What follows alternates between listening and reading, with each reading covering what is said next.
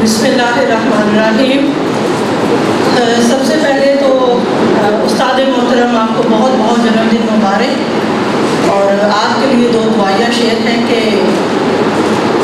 तुम्हारे शहर की गलियों में सैले रंगे बखैर, तुम्हारे शहर की गलियों में सैले रंगे बखैर, तुम्हारे नक्शे कदम फूल फूल खिलते रहें।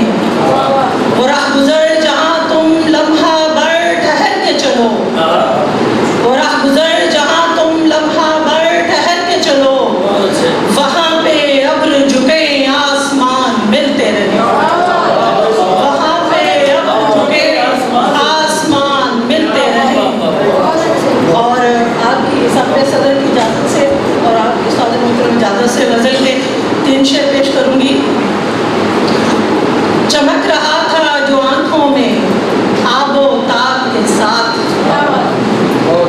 चमक रहा था जो आंखों में आबो ताब के साथ, जरूर उसका ताल्लुक था कुछ शराब के साथ, जरूर उसका ताल्लुक था कुछ शराब के साथ। और सवाले वस्ल रवाना किया था उसको मगर, सवाले वस्ल रवाना किया था उसको मगर, पयामे हिज्र मिला है मुझे जवाब के साथ। सवाले वस्ल रवाना किया था उसको मगर, पयामे हिज्र मिला है मुझे जवाब के साथ।